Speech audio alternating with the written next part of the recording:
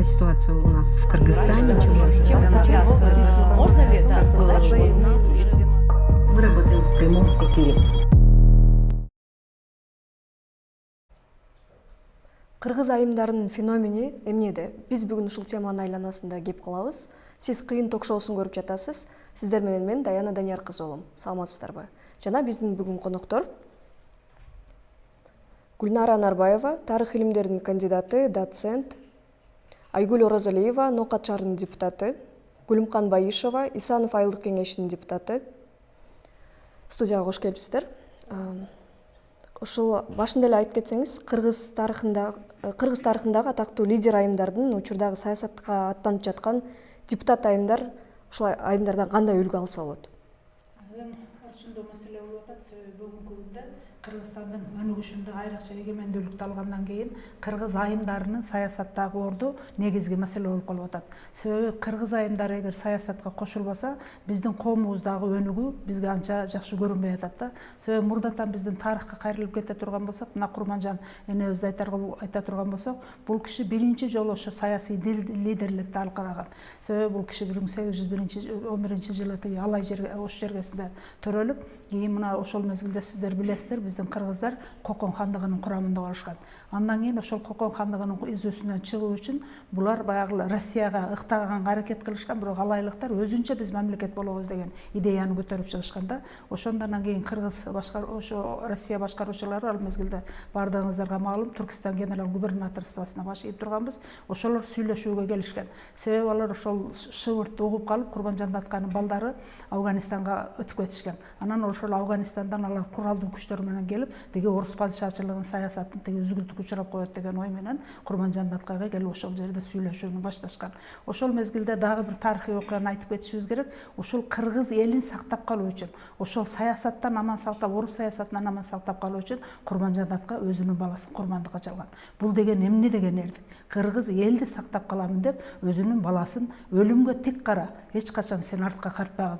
Биз баягы душмандарга сөз болуп калбайлык деп ошону менен баласын өлүмгө ыйгарып, бирок ошол мезгилде бир тарыхый момент болгон. Ал жип үзүлүп кеткенде, сыйыртмакка салгандачы, ал барган мына силердин өкүмүңөрдү укпай калды, ошону кайра кечирим бергиле дегенде, тиги орус падышачылыгы кечирим бербестен кайрадан асып салган. Бирок ошондо Курманжан Датка элдик кылып, кыргыз элин сактап калуу үчүн өзүнүн баласын курмандыкка чалып, ошол жерден кайра кайтып кеткен. Андан кийин ошол Курманжан Датка сыяктуу бизде дагы көп саясаттагы элдер болуп атат. Азыркы мезгилде көп саясий айымдарга жанагы шарт түзүлүп атат. Ошондо биз Курманжан Датканын ошол эрдигин, сабырдуулугун, саясатка болгон салмактуулугун, мамлекетти башкарууда кандай роль ойнош керек? Бир гана саясатта мамлекетти эмес, үй бүлөнү башкарууда кандай роль ойнош керек? Ошолордун бардыгын азыркы биздеги саясатта жүргөн айымдарга үлгү жана чыныгы кыргыз аялдарынын феномени деп айтып койсок болот. Рахмат сизге. Сиздер дагы ушул депутат айымдар катары өзүңүздөрдүн оюңуздарды айтып кетсеңиздер. Биз дагы коомчулукта же болбосо биз азыр мектепте да окуу программасында Курманжан Датка жөнүндө кеңири айтылып кетет да, мектеп программасында. Ошол убакта биз азыр мудакы тарыхый инсан энелерибиздин ордун азыр окуучу кыздарыбызга дагы көбүрөөк беришибиз керек болуп атат да. Азыр ошол кыздарды тарбиялоодо тарыхый инсандардын орду чоң. Биздин азыркы келечекте болуп жаткан салт санаабызды дагы, үрп адаттарыбызды дагы ошол Курманжан Датка кылып биздин кыздарыбыз алып кете алабы же кете албайбы? Анан ошол Курманжандын чечкиндүүлүгүн кыздарга үйрөтүшүбүз керек. Тайманбастыгын, күчтүүлүгүн. Анан бул дипломат Курманжан Датка жөнөкөй адам эмес. Кайра бул ушул тарыхтагы орду дагы элдерди, улуттарды бириктиргендиги менен айырмаланып турат деп айтабыз да. Сиздер өзүңүздөргө дагы ушундай үлгү аласыздарбы? Өзүңүздөрдүн примерлериңиздерди айтып бере аласыздарбы? Ошол тарыхка улам азыркы убакта дагы жакшы лидер айымдар дагы чыгып атат, үлгүлүү айымдар чыгып атат. Орустардын жакшы макалы бар. Моюн бул аял, баш эркек дейт. Моюн кака бурулса, баш ошол жака бурулат дейт. Аялсыз эч качан бир кадам шилтөө кыйын деп эсептейм да менчи. Анан негизинен үйдүн тарбиясын, үйдүн мындай жүрүм турумун, мыйзамын дагы ушу аял киши башкарып эме кылат. Эркек кишиге сырткы тон болуп эле калат да. Ошондуктан аялдарга мүмкүнчүлүк берип, ушинтип мен мамлекетке кызмат кыламын, мамлекетке мындай бир салым кошоюн деген лидер айымдарга биз дагы жардам берип, мамлекет жардам берип атат 30% кылып, бирок негизинен бул жакшы иштебей атат. Биз ушундай нерселерге бардыгыбыз биригип, аялдар бир аял чыкса, күчтүү аял чыкса ошону колдошубуз керек. Бардык жактан бирге биригишибиз керек дагы. Ошондой моменттерде биз көп жыйынтыктарга, ийгиликтерге жетишебиз деп ойлойм. Азыркы убакта дагы бар. Биздеки ушул азыр тирүү легендалар бар. Роза Отунбаева деген, Мария Айтматова дегендерибиз бар. Өзүбүздүн дагы доцентибиз өзүбүз жаныбызда отурат. Ушундай үлгүлүү, насатчы инсандарыбыз бар. Биз ошолорго түздөлүшүбүз керек. Биз ушулардан үлгү алышыбыз керек. Анан ошондой эле муундарыбызга дагы ошолорубузду калтырышыбыз керек да. Мен ошолорго өтө басым жасайм дагы. Биздин эмгегибиз, биздин аракетибиз текке кетпеш керек. Сиз жана 30% квота боюнча айтпадыңызбы? Гүлнара эже, сиз да ушул боюнча кошумчалап кетесизби? 30% квота акыркы 2 шайлоодо ошол иштеп келатат. Бирок ушундан улам мындай аялдардын саясаттагы ролу активдештирилдиби же тескерисинче ошол кайра эле ошол аялдар көмүскө да калып кетип атабы? Бул өтө кыргыз аялдарына берилген чоң шанс болуп саналат. Себеби мына 21 жолу ошол шайлоо болгондо квота менен 30% квота берген. Ошондо бул негизги максат эмне болгон? Президентибиз ар бир жаран, кыргыз элинин ар бир жаран ошо саясатка катышсын, саясий бийликте дагы орду болсун. Бир гана эркектер эмес, аялдардын дагы саясий орду болсун депчи. Себеби эркектер мына азыр эжекебиз айтты го, сырткытон аял киши ошол элдин ички сезими менен сезет да. Мисалы үчүн билим берүүдө эң көп аялдар иштейт.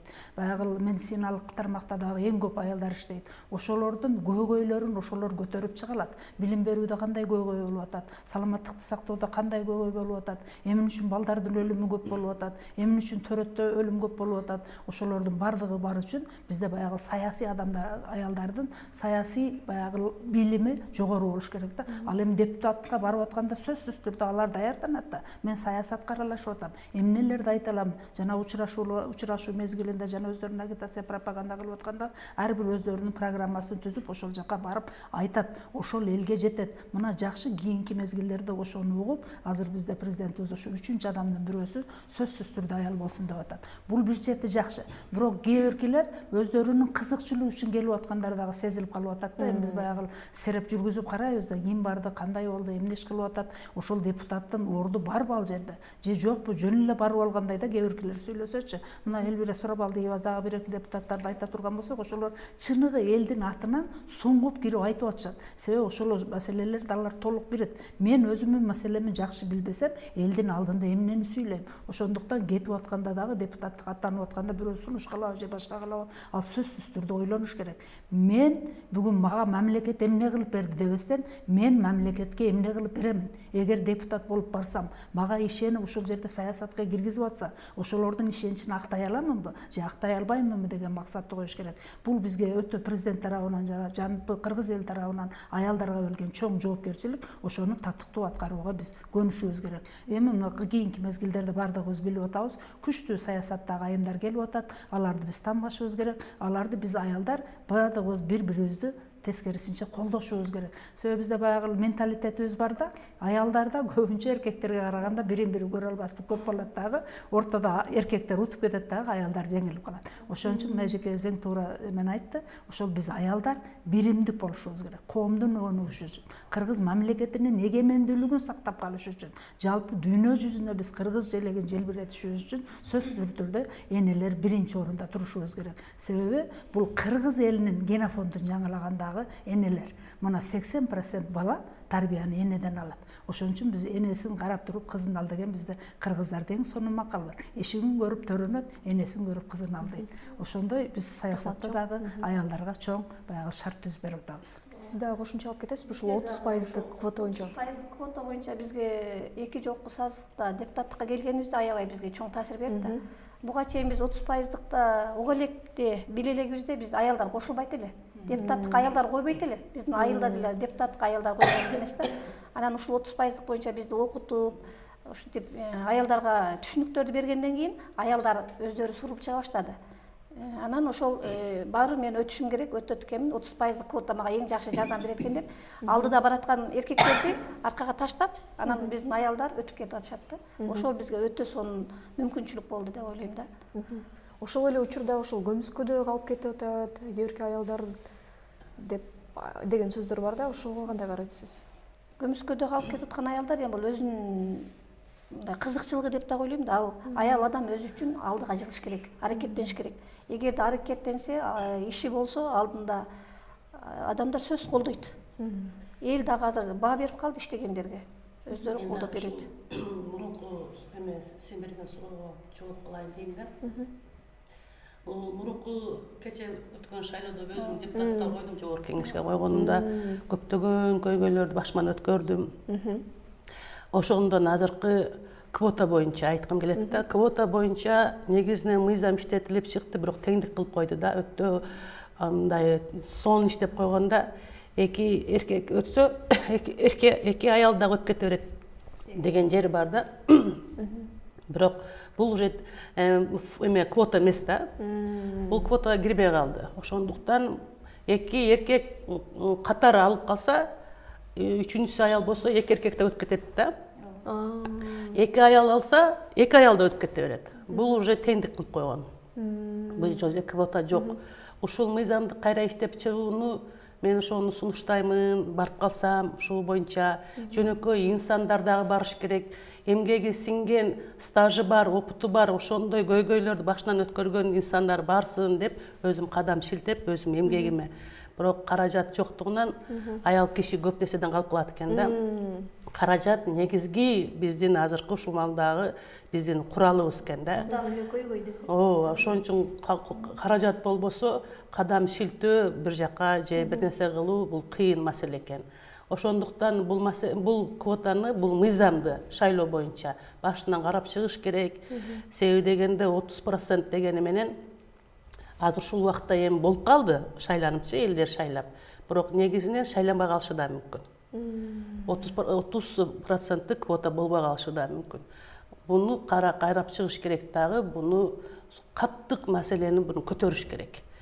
Мындай болбосо бизге ошогон же дагы башка көмүскөдө жүргөн лидер айымдар, билимдүү салым кошом деген насаатчы инсан аялдарыбыз калып кетет. Биз ошолорубузду билбей эле калып калабыз. Сиз ошо жогорку кеңешке аттандым деп атпайсызбы? Дагы кандай көйгөйлөр болду негизги? Көйгөйлөрдү мен мына таскы. кыйын долбоорунан келип калып дагы көп нерсени байкадым, билдим. Анан акчага чейинки дагы көптөгөн маселелер бар экен. Аял киши мен көп нерселерди башыман өткөрдүм, аракет кылдым, иш кылдым, соопчулукта иштерди кылдым, билим жактында 27 жылдан бери иштедим дегени менен дагы көптөгөн өзүбүздүн үстүбүздөн иштей турган да кемчиликтер болот экен да адамчы. Ошондуктан ушундай тренингтерге катышыбыз керек экен, билимибиздин үстүнөн иштешибиз керек экен. Көптөгөн тармактардан дагы эгер лидер болом десе иштеш керек экен. Мен ойлоп калдым дагы финансовый грамотность деген финанс же сос тармакта дагы иштешибиз керек экен. Бул өзүбүздүн күнүмдүк ишибиз болгону менен биз үйрөнгөн эле адат болуп калат экенбиз да. Негизги мамлекеттик деңгээлиндеги маселелерибизди көп билбей калышыбыз мүмкүн экен да. Ошондуктан биз бардык нерсеге кадам шилтейбиз десек, мамлекеттик деңгээлдеги бир жетекчи же башка бир кызматка бара турган болсо, биз бардык кадамдардан өтүшүбүз керек экен. Эми негизинен өзүбүздүн үстүбүздөн иштешибиз керек экен. Анан акча каражат экен. Ошол. Акча каражатынын дагы бир көбү жанагы үгүт иштерине сөзсүз түрдө агитаторлорду алгыла деп койбойдубу? 1000ге чейин. Ооба, 1000ге чейин. Аны элестесеңиз, эми 1000ге ар бирине 25 миңден төлөп бериш керек. Мисалы үчүн мугалимдер 25 миң, 30 миң, 40 миңге дейин айлык алат дагы, ал акчасын кантип ал жактан табат? Анан жана мамлекетке төгүүчү сумманы дагы көбөйтүп коюшту. Ошол дагы көп баягы эме берди да, аркачы аялдаргачы. Ошон үчүн биз аялдар эң биринчи ошол жактарын да караш керек да, кандай болот. Бизде эми эркектер азыр көбүнчө баягы депутаттар баягы өзүнүн финансысы жагына карап эле барып калышты да. Ким канчалык акча ошону жетиштин айтып атышпайбы? Асты 8 миллионго дейин акча иштеттик деп атышат. Ал 8 миллион акча мугалимдердин бизге ошогон ага эжекелердин баягы түшүнө деле кирген эмес акча да. Алар бир эле шайлоодо эметип калып атат. Биз чогулушка жолуккан келип калдык деп бардык депутаттар. келип барып баягы чүчү булак тартканы келип калсак, эркектер келди, баардыгы жылабой мындай болуп келишти дагы, анан баардыгы эле биз айтып атабыз. Надрия Нарматова бар, Нүлүфар Нүлүфар депутат бар, Элнара Мадымарова бар. Анан баардыгыбыз отурабыз, аялдардан 4-өөбүз. Анан кийин менин акчам жок. Негизи мен мугалимдерге анан өзүм эмгегиме таянып койгонмун да депутаттыкка. Анан кийин баягы жерде акчасы барлар да турат, акчасы көптөр да турат. Дагы анан айтып атабыз да, мыйзам сактайлы, 15 000ден гана агитаторлорго акча берейли, анан 1000 да дебей, кичине азыраак кылайлы, иштегенге, анан өзүбүздүн эмгегибиз менен барайлы деп. Анан мен ошону айттым, мен негизичи. Мыйзам туура эмес болуп калган, миңа агитатор кылып байларга эле чыгарып койгон бул мыйзамды. Ошон үчүн бул туура эмес. Хотя бы өз эмгеги менен 100 агитатор менен иштейсиң, айлыгы ушунча сом, ошондо сага жантырлашып, мамлекетке, элге кызмат кыла турган адамды тандайбыз деп, ошондо иштейт. Ошондойго аң сезимибизди өзгөртүп, аракет кылайлы, акча менен аракет кылбайлы десек, мен сөзүмдү укпай коюшту дагы. Маани дагы бербей коюшту да. Мында кайдыгерлем, сен эмнени сүйлөп атасың дегендей кылып коюшту дагы. Унчукпай отуруп калдым дагы. Анан кийин жок, унашпай атат да, 25 000ге дагы унабай атат дейт. Ошол жерде ачык айкын эле мыйзам бузуулар менен эле сүйлөшүп атат да. Анан деп эле таң калуу эле прям уверенный сүйлөшүп, мыйзамды да мындай эме кылбай, коркпой сүйлөгөндөрү да. Саясий грамотностун жетишпегендиги, маданияты эмеси жоктугу. Себеби алар акча гана кызыгып атат да, бул акча берсе ушуну шайлайм, бирок ошол шайлап баргандан кийин ошол менин кызыкчылыгымды колдойбу, элдин атынан сүйлөй алабы дегенди биринчи орунга койбостон, биздин эл дагы деле баягы финансыны биринчи карап атышат да. Бул деген баягы саясий сабатсыздыктын жоктугу да. Ошондуктан биз шайлоонун алдында башка мезгилдерде ошолор жөнүндө дагы көбүрөөк сабакка түшүбүз керек. Мына ушундай тренерлерди ошол саясий сабаттуулукту жоюу боюнча дагы уюштурушуңар керек да. Ошол биз айтып атпайбызбы, ушул улуу инсандар, тарыхта калган аялдардын образдары эмне болуп, кандай бизге таасирлерин тийгизип атат депчи. Ошол аялдар Уркуя Салиева мисалы, элдин эсинде, жүрөгүндө ушул кезге чейин калды. Ал 24 жашында гана элдин талабын талашып, күчү менен, кубаты менен билимге тартып аялдарды, кыздарды 24 жашында өзү баягы басмачылардын колунан өлүп атпайбы. Азыркы саясатчылар ошону айтып атпайбызбы, депутаттар күнүмдүгүн ойлоп барып атышат депутатка. Ошол сен айткан акчалуулар өтүп кетти. Күнүмдүгүн ойлонуп атпай, алар эми бизден кийин кандай таасир калтырат балдарыбызга, келечекке? Азыр Гүлүмкан же ошол баягы тизмени карасаңыз, бүт иш жерде иштебеген, стажы жок, и плюс коммерсанттар. Бизнесмендер. Ойлобойн десең дагы бир жаман ойго кетип каласың да, бул кандай деңгээлде эмнени көтөрөт. Мен штаттык бирдик боюнча азыр өтө чоң көйгөй да. Ошолор дагы мисалы үчүн 600 мектеп боюнча эле айтсаң, 600 окуучуга дагы штаттык бирдик башкача, 2000 окуучусу бар мектепке штаттык бирдик башкача. Бирок ошол эле убакта ошол жерде талап бирдей. Сантехник жок, электрик жок, плотник жок, бир эле завхоз, и тем более завхоз дагы жок мектептер бар да. А бирок жоопко тартылганда бир кырсык болгондо, техникалык коопсуздук болгондо ошол моментте бирдей жоопкерчилик да. Ошондой моменттерде ошолорду көрүп, башыман өткөрүп, азыр кече бүгүн азыр президентибиз ошто жүрбөйбү? Бардык көйгөйдүн айтканга аракет кылып атат. Ошол эле моментте адамдар, аялдар чыгып атат да, мен интернетте көрдүм. Ошол көйгөйлөр өзүнүн үй бүлөсүндө көйгөйдү айтпай атат. Ошол мамлекеттин өзүнүн иштеп аткан жериндеги көйгөйдү айтып атат да. Мен 50 жылдан бери дейт бир аял, биздин скорый помощь шаар боюнча ошончо жыл өтүптүр, вообще аварийный состояние. Уже заключениясында берген экен, бирок эч ким карабайт экен да. Даже депутаттар да карабайт экен, ошо шайланган, же жергиликтүү бийлик карабайт экен. Анан президент өзүмдүн бюджетимен кылып берем деди, резервинен кылып берем деди. Ошол эле учурда эркек депутат, эркек аял, эркек ошол кээ бирки эме сурагандарын көрүп калдым да. Алтын сурап атпайбы? Алтын сурады эки бизге бөлүп берип койсо. Депутаттарга бизнесмендер эмне үчүн барып атышат? Себеби ал жерде баягы кол тийбестик деген бар да. Мен биринчи баягы депутаттыкка койгондо биз да койгонбуз да, жана партиядан койгондочу, ошондо мен ошо биринчи менин талабым ошондой болгондо, кол тийбестикти алып салуу керек деп. Эгер кол тийбестикти алып салса, мындай бизнесмендердин кызыкчылыгы ал жака көп өтпөйт. Ошондо мугалимдер, ошондо медиктер, ошондой жөнөкөй элдердин күндөрү барат. Ошондо чыныгы элдин атынан сүйлөшөт да. Булар жана бизнесин коргоп калуу үчүн кол тийбестикти алып алышат дагы. Ошол боюнча алар уруксат бермейинче биз аларга эч кандай баягы соттук иштерди же башкаларды бере албайбыз да. Ошон үчүн дагы бул кызыкчылык, алардын эркектердин кызыкчылыгы өзүнүн кызыкчылыгын жогору коюп атат да, мамлекеттин кызыкчылыгынан. Өзүнүн чөнтөгүн ойлоп атат. Чөнтөгүн ойлоп атат. Саясатка аттанган айымдардын дагы бир көйгөйү бул стереотиптер да, коомчулуктагычы. Сен эмнени кылат элең, ошол деген негизи эле көп стереотиптер аялдарга каратачы, саясатка аттанган. Ушуларга жооп айтып коесуздарбы? Эмне үчүн ошо аял киши көбүрөөк мындай талапкерликке татыктуу, балким көбүрөөк ал аял киши татыктуудур. Ал ушул көйгөйлөрдү көбүрөөк алып чыгаттыр эркек кишиге караганда балким. Биздин кыргыз коомунда жана патриархалдык деген бар да. Биз сөзсүз түрдө баягы эркек киши үйдүн башы болуш керек, ата деген эме болуш керек. Анан кийин баягы алтын баштуу аялдан бака баштуу эркек артык деген бизде ошол стереотип биздин аялдарды артка эметип атат да. Ошонун незде биринчиден.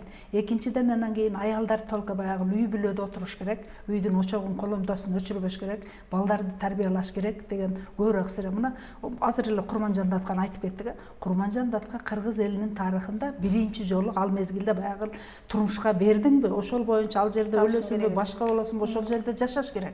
Бирок Кыргызстандын тарыхында, аялдардын тарыхында биринчи жолу Курманжан Датка жанагы Кулсейитти билесиздерби, бир аз жетишпеген эркек кишиге берип коюп, ал көңүлүнө жакпастан биринчи жолу тарыхта биринчи жолу жок, мен бул киши менен жашабаймын деп кайра келип атат. Ал мезгилге чейин андай окуя бизге баягы жат көрүнүш болгон. Эчтеке кыла алган эмес. Андан кийин анан мына сиздер билип атасыздар, баягы Алмерт Атканы көрүп калып, өзү жактырып калып, анан ошол жерге турмушка чыгып, анан ошол кишиде Курманжан Датканын эң бийик сапаты ар дайым өзүнүн күйөөсүн ушунчалык сыйлаган, 1 метр артта жүргөн, ушунчалык сыйлап. Анан жанында отурганда дагы мындай ылдыйраак отурганда, себеби эркекти ушунчалык сыйлаганда дагы ошол кишиден үйрөнсөк болот. Бирок теңме тең өзүнүн кеңешин айтып келген, мамлекетти башкарууда кандай кылсак болот, эмнени кандай кылсак болот, ошолор жөнүндө айтып, ошол тажрыйбасы менен кийин ошол Алай ханышасы, Датка деген намдарга ээ болду да. Анан азыркы мезгилде дагы аялдарды биз көбүрөөк эле ошо үй бүлөгө такап коюп атабыз да. Биз өзүбүз аракет кылбасак аялдар бизди эч качан эркектер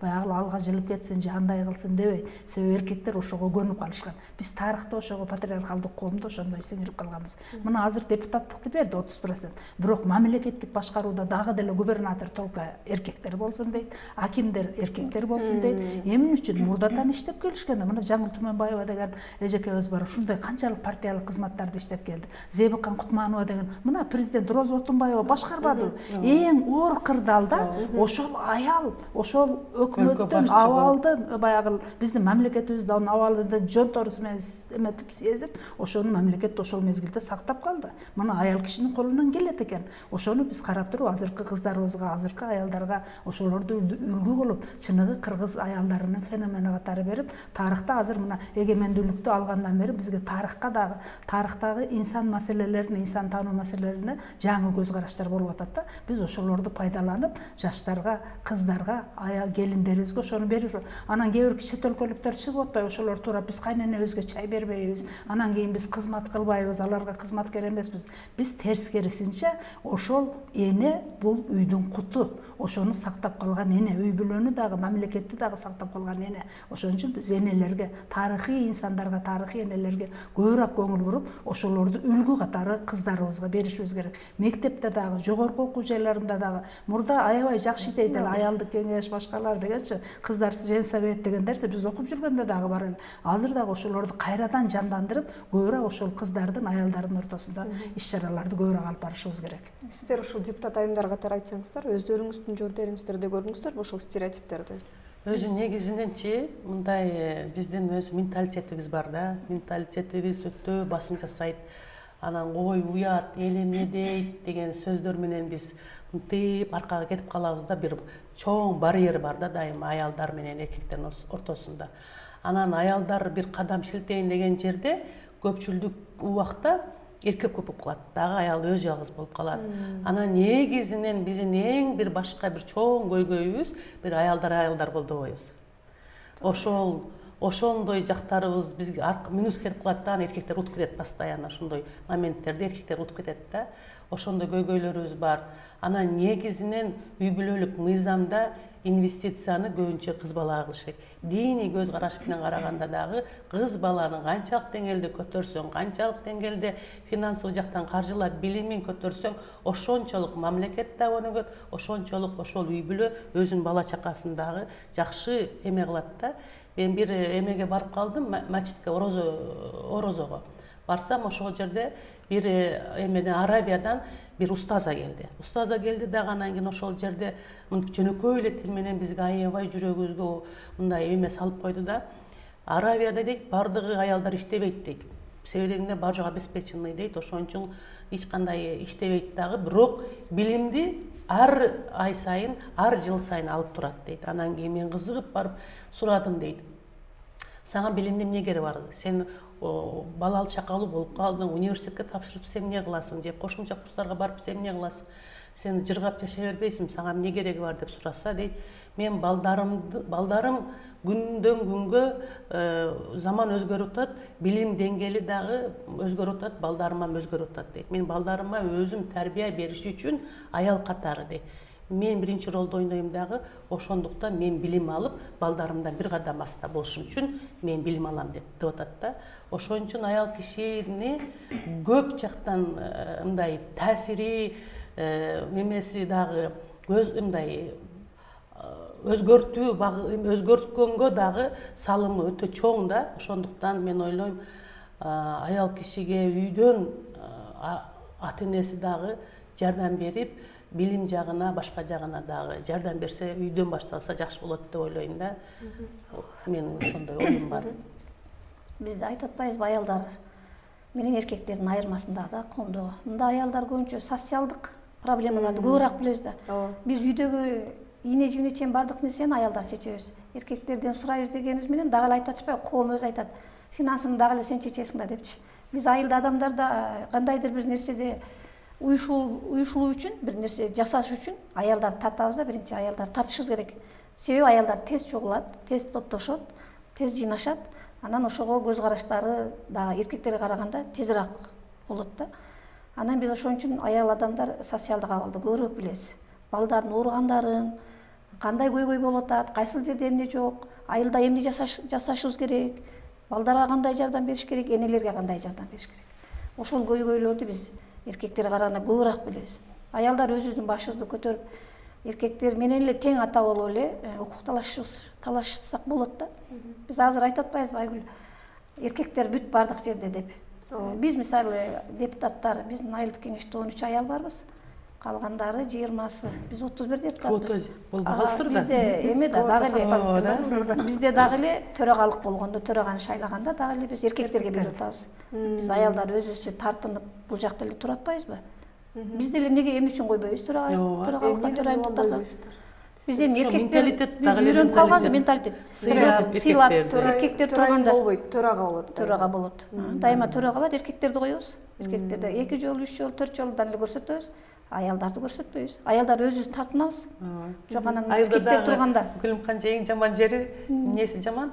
Барды тууганда. Анан бул менин кайнагам болуп кетет. Уят ошого жол берейин. Кайным болуп кетет. Же ошол же кайным, же тууган, же акасы дагы анан коем деп кетип каласың да. Биздин аялдар бир дагы койгон жок төраганы. Утур эле кайра эле эркектерге эле берип атабыз. Ошол стереотип жаман да, бизде эркектер турса биз кантип чыга калайлы деген бар да. Өзүбүздөн өзүбүз кооптонуп турабыз, эркек турса депчи. Бирок кыргыздарда бир жакшы макал бар. Кыздын 40 чачы улуу дегенчи.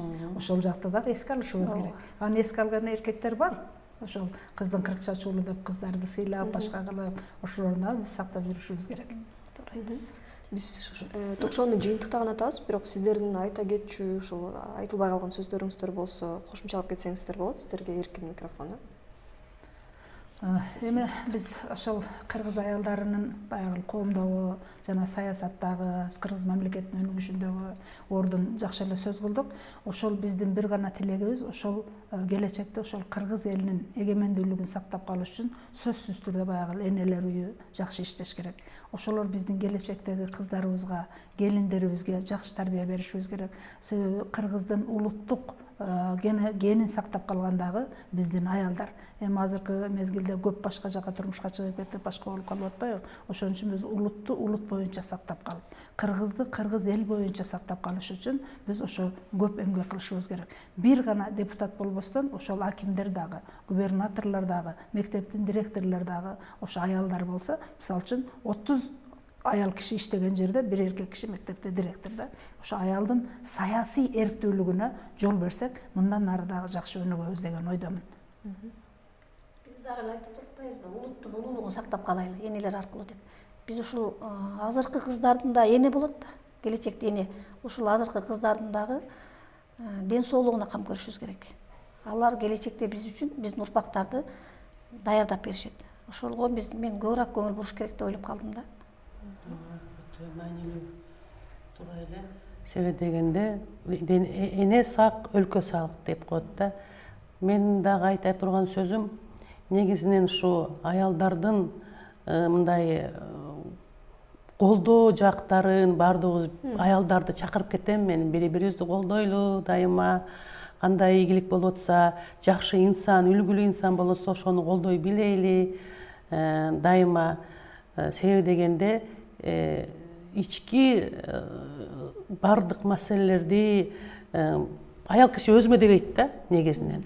Ушу мамлекетке дейт, анан патриоттулукту дагы биз мындай мына Курманжататка энебиздей кылыпчы, Уркия Салиевадай болуп энебиздей патриоттулук сезимди биз күчөтүшүбүз керек. Мен ошого дагы чакырып кетет элем негизинен. Ошо. Ушуну менен биз программабызды жыйынтыктайбыз. Биз менен Гүлнара Анарбаева, тарых илимдеринин кандидаты, доцент, Айгүл Оразалиева, Ноокат шаарынын депутаты, Гүлүмкан Байышева, Исанов айылдык кеңешинин депутаттары болду. Сиздерге чоң рахмат айтабыз. Кайрадан көрүшкөнчө саламатта калыңыздар. Сегодня мы будем говорить о том, какая ситуация у нас в Кыргызстане. Можно ли сказать, что у нас уже... Мы работаем в прямом эфире.